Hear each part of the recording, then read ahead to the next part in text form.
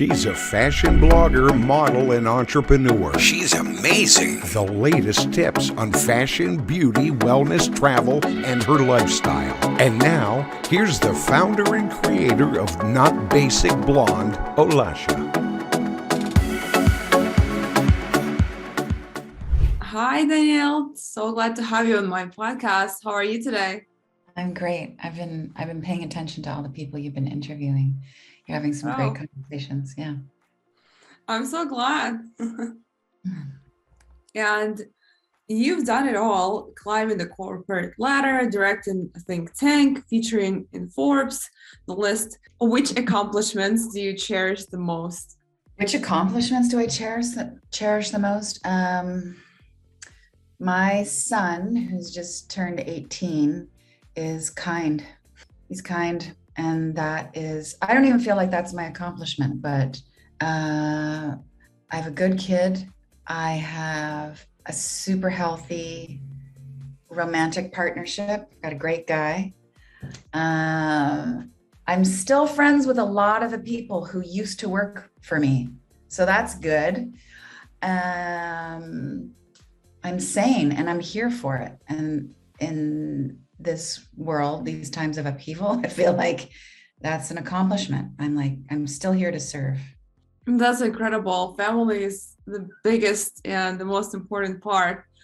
And I'm so glad that your son and your loved one is the ones that actually giving you so much love and support. And and also, we would love to know more about your career and how did you start it? How did you become so successful? That's a big question. Let me unpack. I'm going to start from now. Okay. So my main focus right now has everything to do with heart intelligence. So I'm focused on, the old question used to be, what is it that you want to feel? And that's great. And it's like an essential question. You want to feel connected. You want to feel supported. You want to feel love. Yes. I'm interested in a bigger question now, which is about what's the virtue that you want to embody? What's the energy that you want to be all the time? Love, forgiving, compassion, all of that. So all of that is the vehicle for that is my heart-centered facilitator program and my heart-centered membership. And that, so like working from now backwards, that all is an evolution of me thinking, me knowing there was a way for me to be of service and to be more loving and to not be burned out. So it started in the days of WordPress, really. Like, I'm going to start writing about my journey and I'm going to be honest about my search and what I find. So I've always been really transparent, like, here's the struggle, here's the victory. And then I've been really unapologetic about, like, I love the game of publishing. I got my first book deal. And I've been consistent. I've showed up consistently. And I made lots of mistakes that usually had to do with my ego and saying things I didn't want to say or doing a funnel campaign I didn't really want to do. And now I'm a place of tone and marketing strategy and how everything is priced. And just that, it used to be this gnawing question behind me. It's like, well, how can everybody be invited? Or how can we make this thing more affordable? And now that's my way of having a heart-centered business. So accessibility pricing. And I basically have done a lot of things that traditional marketing has told me not to do. And it's working. Let me define working. It's working because I feel at peace. I feel happy about how I show up. I have like a healthy team, and then the business is functioning. So I'm not obsessed with growth. I'm obsessed with presence. Yeah. That's the best part. And I love that you mentioned is like you love the peace, and the burnout is the worst part that can happen to us. It can it can totally take us off the track and put us behind. So sometimes we keep going at a fast pace and we are thinking that it will actually get us somewhere faster, but then it's only putting us behind because we burn out fast and then can't really achieve our goal. And when we're in that mode, we have to kind of play this mind game with ourselves where, and I used to do this. I used to tell myself, if I rest, if I slow down, I'm going to get more done. And like, that's effective. That's kind of like the backdoor entry to like, calming your nervous system down and being a healthy, sane person. But eventually we have to get to this point of rest is joy. Rest is essential. Rest is sanity. Like rest is a healthy life. You're not slowing down so that you can speed up later. This is part of like being a balanced human being. There's winter and there's summer. There's time to slow down and there's time to rock instead of always pushing. The pushing is, you mentioned burnout. It's killing us, killing our relationships. It's too hard on our bodies. And then we can't attend to everything in the world that needs our love and attention, whether it's what's going on in Ukraine or a friend who needs us or a staff that needs to be checked in with, or, the elderly couple in your building. Yeah. I agree. It took me 2 months last time to get over my burnout because I was going so fast and then I was doing everything and anything. And then I came to the point where I had no desire to do anything. I just wanted to be still. And actually, I listened to my body like before, not even knowing, and before doing internal work, I would be actually pushing myself more and more and trying to say to myself that no, it's just like I'm faking it. That's not true feelings. But since I've done so much internal work and since I've read so many self-development books and etc., I knew that if my body's asking for this, I have to give it to, because it will actually help me to thrive and help me to achieve bigger goals if I just stay still if I need to. What did you hit the wall? Like what happened? I didn't want to do anything. Like I had no energy and I was just like, I don't know what to do. Like I had kind of like blank moment. I had like no creative ideas and I was like, I felt stuck and I was like, if I feel like this, I need to give myself a break. If I don't want to do anything, I will just not. So I basically did very minimal from what I usually do, very a few days, like around a week or two. And then I got I started getting better ideas and I started getting, like they say, my juices flowing. So I actually started thriving, but yeah, I did hit like a wall, a blank moment. Can you imagine what your life would be like if you had no ambition? No, because I'm very ambitious since I was a child and I've been like I never settle for just a little. I need a lot. I don't go for small. I go for big, like go big or go home. And sometimes this is my problem, but sometimes it's actually my win because, if I would go for small, I would probably stay at that level. But because I like to go big, I actually get there. So this is a great point, which is, so you've got this ambition. It feels like it's this natural part of who you are. The fact that you're saying, you've been this way since you're a child, like that's like that seed in you. And sometimes, and you say sometimes it works and sometimes it doesn't.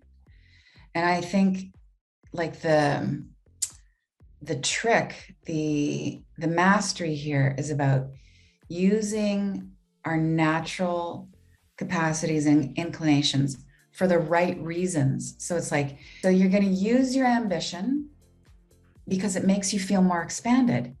You feel more alive. It's like, it's a form of wellness for you. That's one level. And you're going to point it in the direction of ideally of goodwill, right? We get lit up. To give is to receive, like we're all in this together, right? Okay. Or, so that's like natural capacity, just double rightness. Or you can use your ambition, and that's, part of your deep in your psyche, to prove to others that you're worthy, to finally fill that hole in your soul from external validation. You could use your ambition to just take from the system. So we all have like these virtues. So say ambition is a virtue for you, and you use it on behalf of goodness, and it will expand you, and you will be supported. Or you can use that same so-called virtue, and it will crush you. Yeah. I agree. Sometimes we feel ambitious, or we just like being over ambitious because we're trying to prove something to someone. Yeah.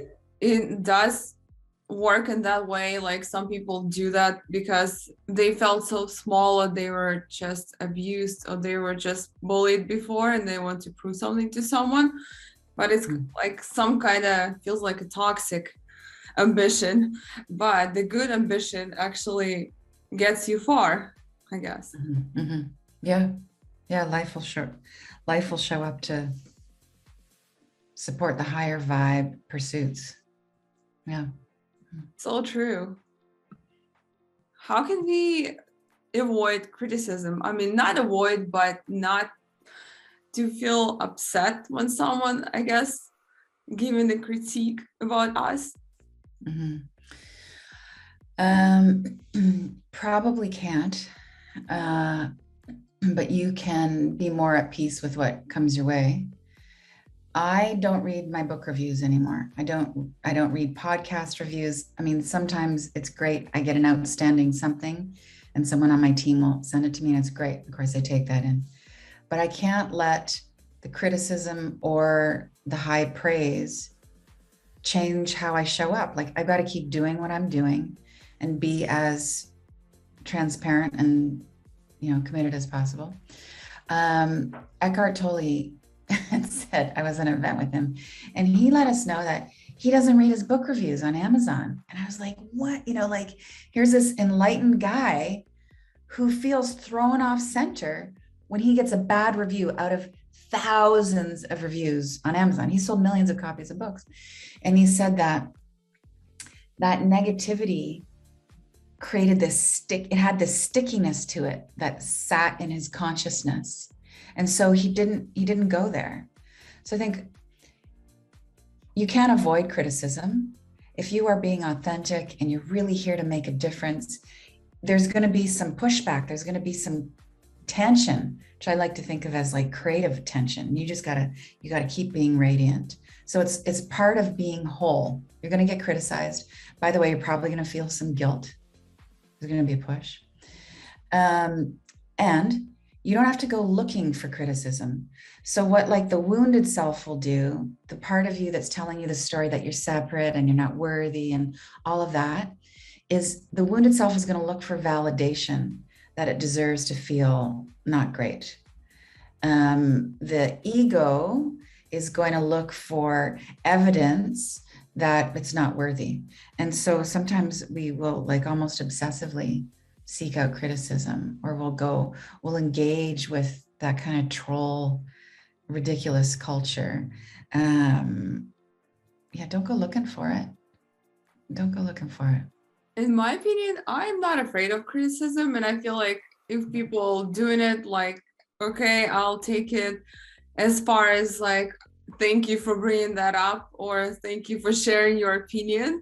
But it's up to me to accept it or not. It's up to me to get upset over it or not. So I'm just like, if somebody says something really bad, just brush it off and keep going, because it's really not my opinion. It's really not what I think about myself. It's just their opinion, and they go based on their internal, whatever is going on with them. So it's just like, really try not to care.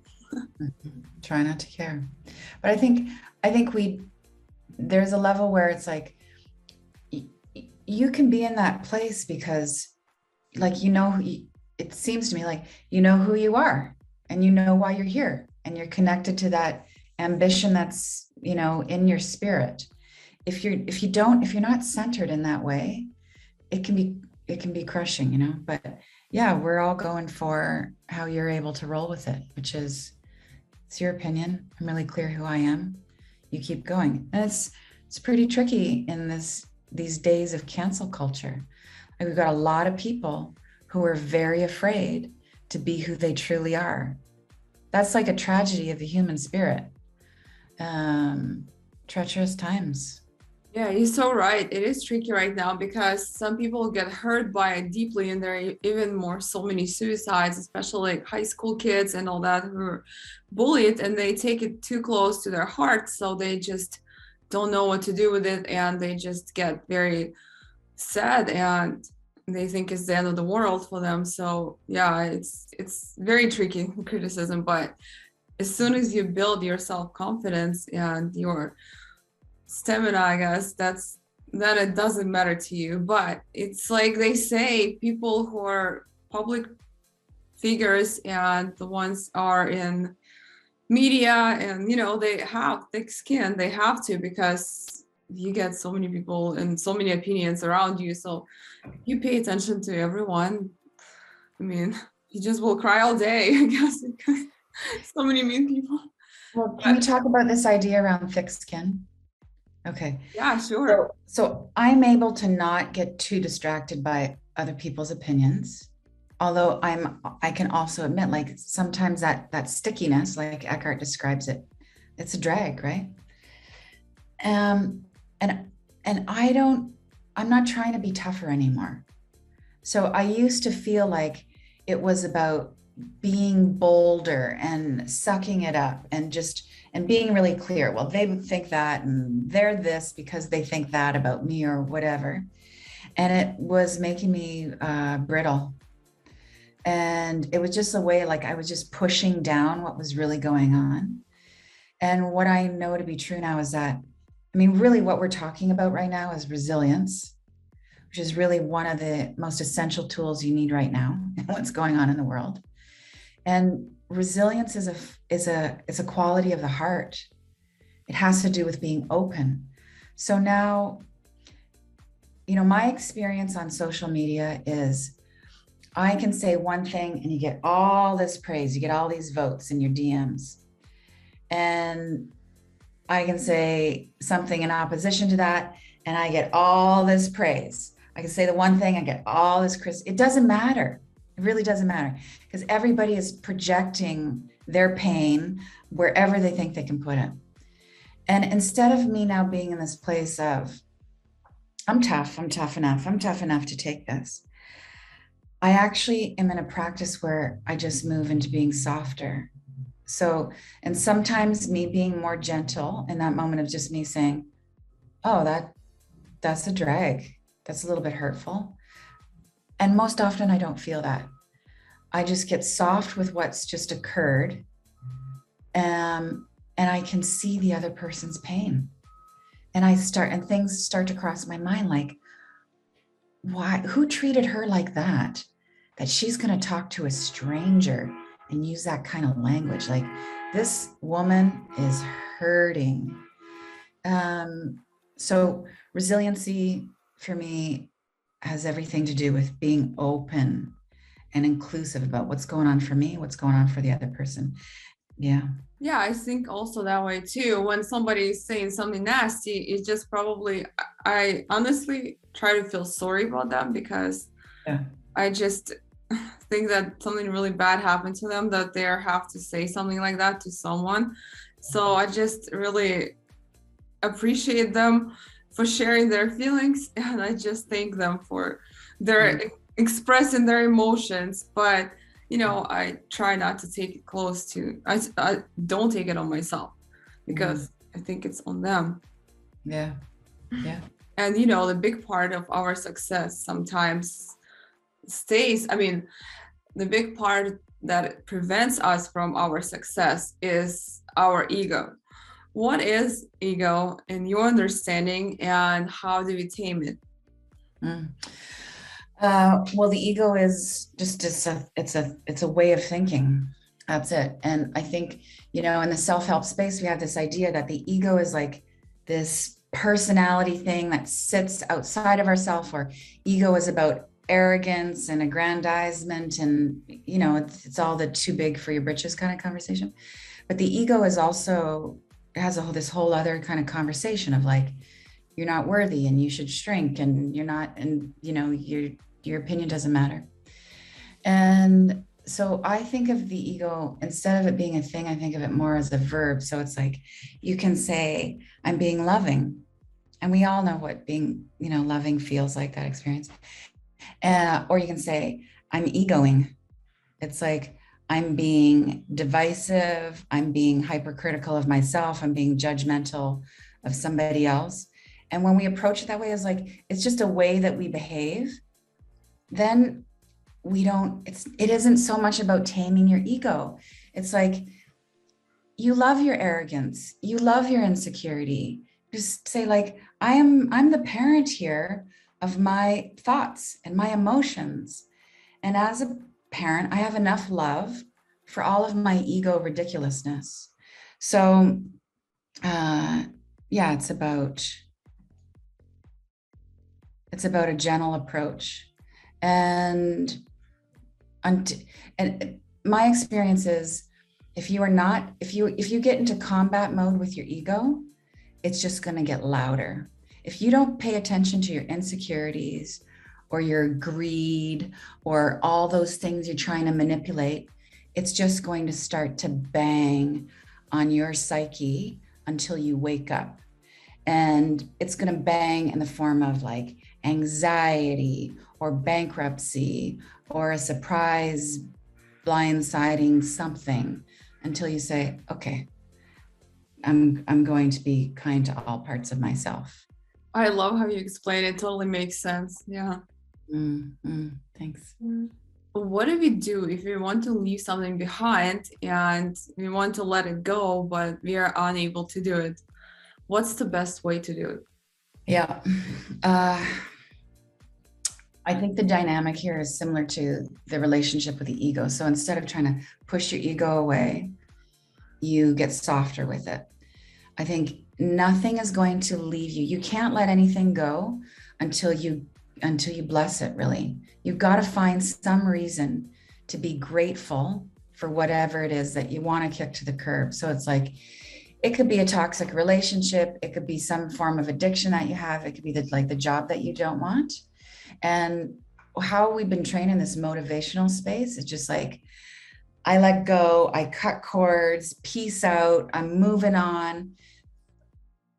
That's all part of it, but that's not the whole part. So it's like, if you're letting something go with that energy of like, I'm out, or I'm good riddance, like you can hear the emotional charge in that. And it's that emotional charge. It's like, it keeps it stuck to your shoe. It's still like on this mind loop for you. So you can't push it away. You have to say, whether it's the relationship or the addiction, thanks for everything that you taught me. I'm stronger, I'm clearer, I'm more resilient. Maybe there's actual more direct things you can thank the person or the situation for. You've been lovely. We have a great child together. We made lots of money on that project, whatever it is. And then peace out. And you do it peacefully. It's like, you don't say, don't come back again. It's just like, thank you. I bless you. I release you. And you can get really refined and nuanced with this. It's not even like, I'm out of here and I'm letting you go. It's like, you created that relationship. You created all those situations that you want to get rid of now. So you let them go. It's not a pushing away. It's bless, release, onward. Yeah, what I do, like I usually forgive, like I don't do a forgiveness statement.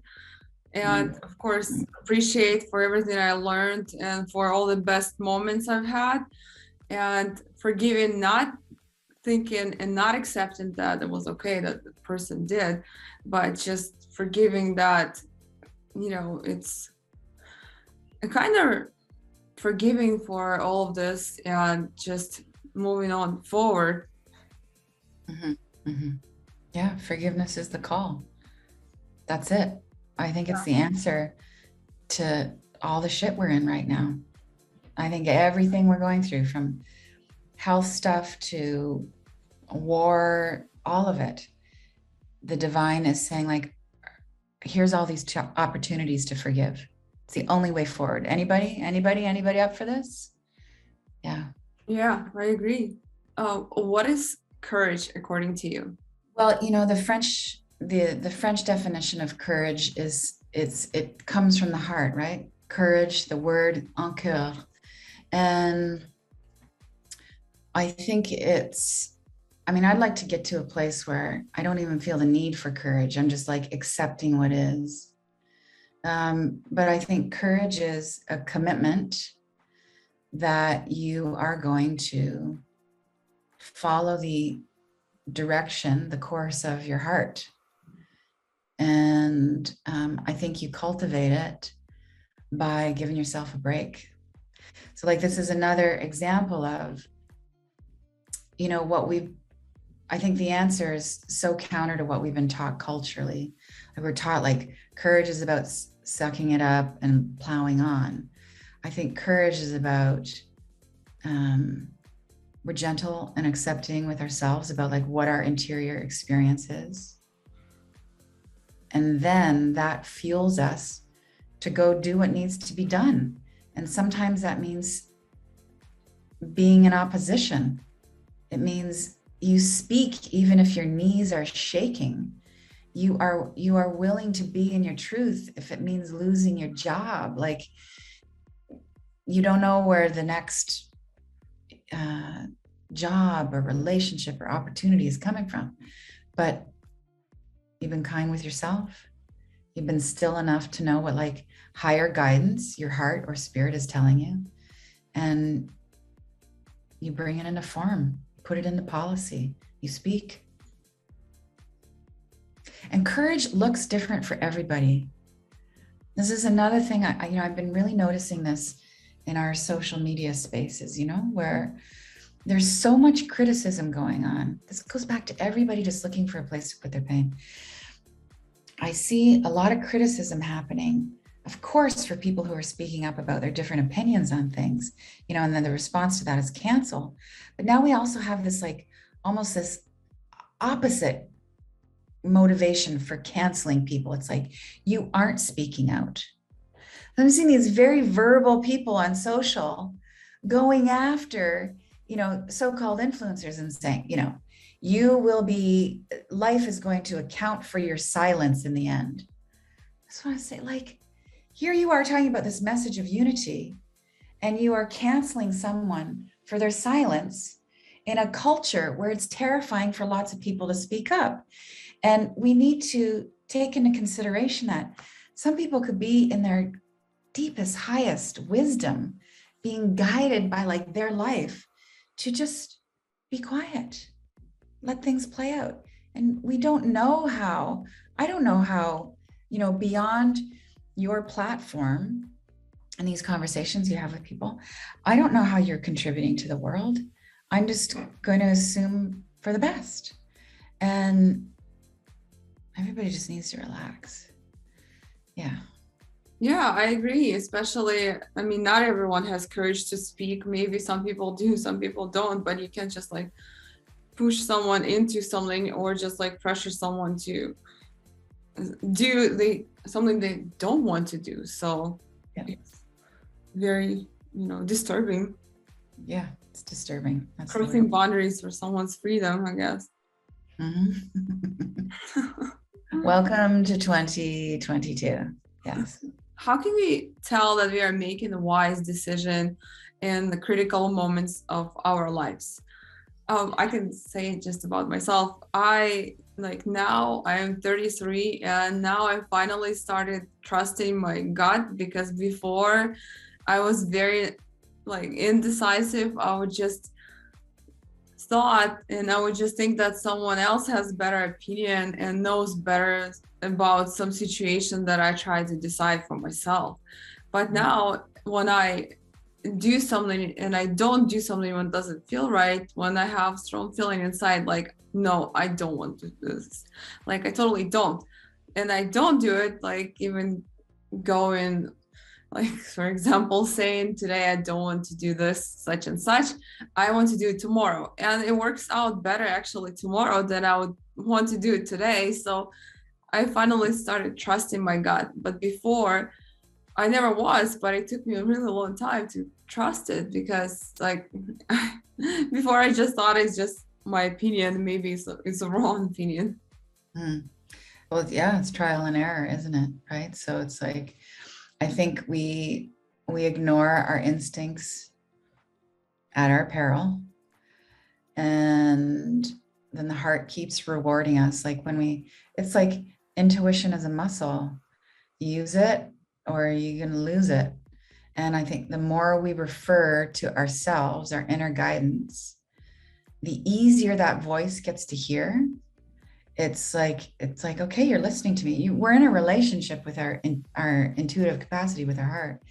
And it's just like a friend, like, oh, you're listening. I'm going to keep showing up and I'm going to bring a better idea and I'm going to give you clear direction. And oh, you keep listening. Here's another synchronicity for you. Here's a sign. It gets easier. We're in relationship. And just like any relationship, you ignore it, it's gonna not show up for dinner. What is compassion and how can we tap into the power? Compassion is mercy. And mercy is, I think it's that wish that you want it to be easier for someone. It's like, my prayer is that you get let off the hook for all this stuff. My prayer is, even though you probably need to go through all those initiations and these hoops, my prayer is like, it's just easier for you, mercy for you. I think compassion is about an awareness that we're all one, like we're connected, we're all from the same source. And so I want it to be easier for you. Your happiness is my happiness. And I think it's the medicine. It's the medicine. It's the golden rule, isn't it? Like, do unto others as you would have done unto you. Don't you want a break? Don't you think you deserve a break? A bit of mercy? Don't you want that? Could you want that? Find that place in yourself where you want that for somebody else. And then find that place in yourself where you want that for somebody who you're having a tough time with, your so-called enemies. And then you just extend from there. And I think compassion is the answer for a lot of things. Like, I want to build a book campaign that has compassion built into it. And that's like a pretty big, lofty thing to say, but you set those high intentions and then good ideas come to mind. It's like, oh, maybe we have accessibility pricing. Maybe we do this different kind of tour. Maybe like a compassionate business looks like this. A compassionate romantic relationship looks like this. Compassionate parenting, and so on and so on. Yeah, it's love. Love it. What's the easiest way to heal our strained relationships? Compassion. The easiest way to heal our strained relationships is, I think you have to have the intention to want to heal it, right? So it's like, I think a lot of us think, especially when you get into this conversation around forgiveness, people think, well, I don't think I can forgive them. And then you start to question yourself, like, you're a good person. You've got lots of love in your being. You think, I don't know if I'm capable. Wait a second. I don't even know if I want to forgive them because of like this kind of domino effect that forgiveness has. All these things are going to change when you finally let someone off the hook. And so I think you just begin with like, yes, I am clear. I would actually like this to be over with. I would actually like resolution. And then, your energy starts to shift. Yeah, I would like resolution. I would like to not have this pain in my life anymore. I would like reconciliation. I would like for there to be harmony. Just be in that. And then if you don't know how to get there, if you don't know how to say, I'm sorry, or please forgive me, or whatever it is, then you can just ask for guidance.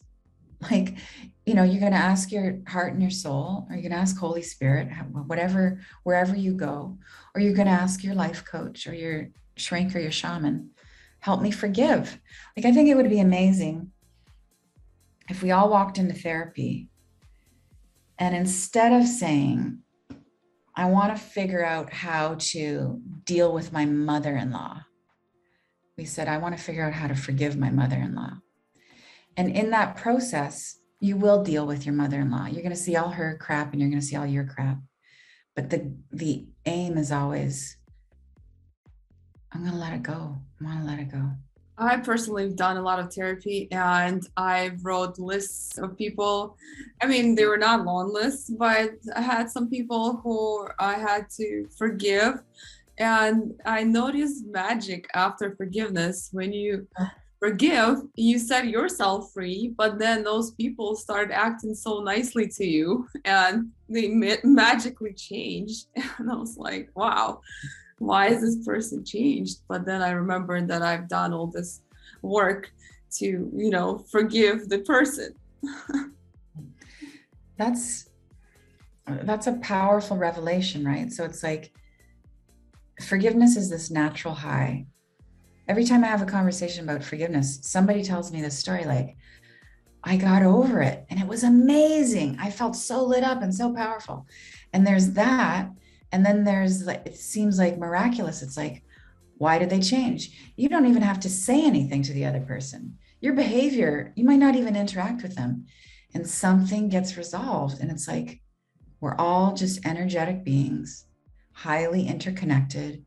And what you choose to think and how you choose to love and be committed has an effect on everybody. It's like, you heal you and you become a healer for other people. It does. It's such a great statement.